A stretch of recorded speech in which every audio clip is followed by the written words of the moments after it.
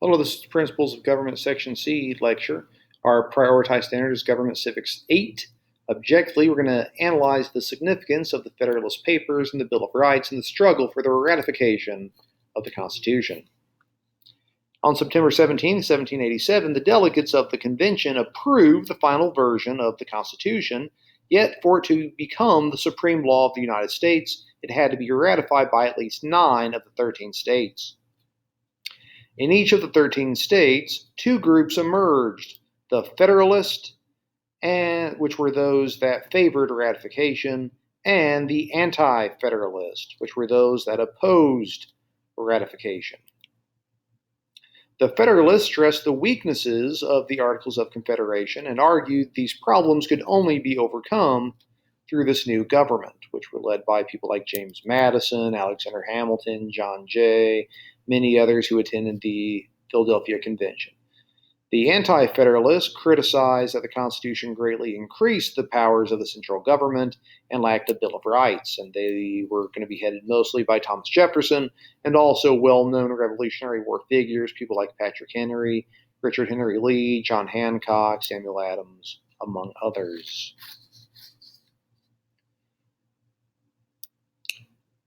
While New Hampshire became the 9th state to ratify the Constitution, without the states of Virginia and New York ratifying it, the new government would not likely succeed. After much debate in Virginia between the Federalists, namely James Madison, John Marshall, Edmund Randolph, and Anti-Federalists like Patrick Henry, James Monroe, Richard Henry, George Mason, Thomas Jefferson's support for the Constitution led to its passage, which was done so reluctantly after the urging of George Washington and James Madison directly to Thomas Jefferson. Now, the contest in New York gave rise to a remarkable campaign of documents which were known as the Federalist Papers. And the Federalist Papers are a collection of 85 different essays supporting the Constitution that were written by Alexander Hamilton, James Madison, and John Jay, which was our first Supreme Court justice. Due in large part to the Federalist Papers, New York ratified the Constitution, ensuring the success of the Constitution. And very shortly after, the rest of the states also ratified, or the colonies ratified. Instrumental in the ratification of the Constitution was the Federalist promise to amend the Constitution to include a Bill of Rights, which are the first 10 amendments to the Constitution, which further guaranteed natural rights to citizens by limiting the power of the federal government, which included the First Amendment that guarantees 5 basic civil liberties, including a freedom of religion, a freedom of speech, a freedom of the press, meaning the media, a freedom of assembly, and also a freedom to petition the government for redress of grievances. So you can ask the government for some type of action. You can't be punished for doing that. The Second Amendment. This is the right to keep and not arm bearers, not bear arms, not the right to bear arms, but a right to keep and bear arms, meaning right to have weapons for self-defense. Third Amendment. This says no quartering of troops in times of peace. It's not really been used often, especially in recent history. Fourth Amendment. This protects citizens against unreasonable search and seizures and requires probable cause prior to the issuing of warrants. Fifth Amendment technically does lots of things, but it guarantees citizens protection from several things like being tried for a crime unless a grand jury is convened, meaning you have to be indicted.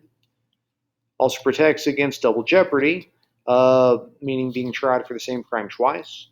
It also protects against self-incrimination or being forced to testify against yourself. It also protects against having life, liberty, or property taken without due process of law.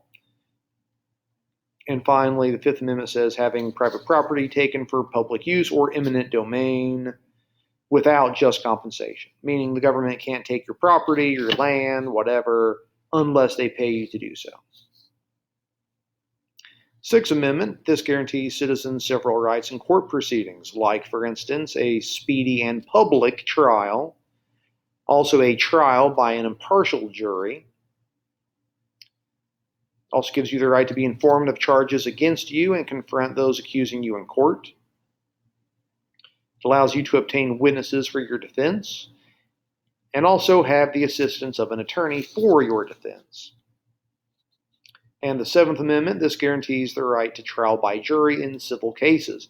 Now, I should point out this is only the case in federal courts.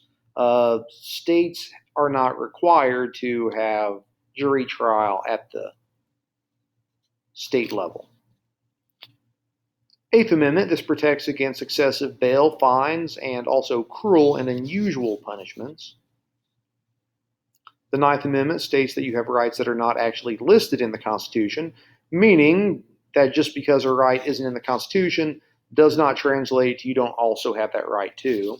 And finally, the 10th Amendment, which reserves powers not delegated to the federal government to the Constitution, or rather in the Constitution, for the states and also for the people. All right, that concludes our Principles of American Government Section C lecture. Our prioritized standard again was Government Civics 8, and objectively now you can analyze the significance of the Federalist Papers and the Bill of Rights and the struggle for the ratification of the Constitution.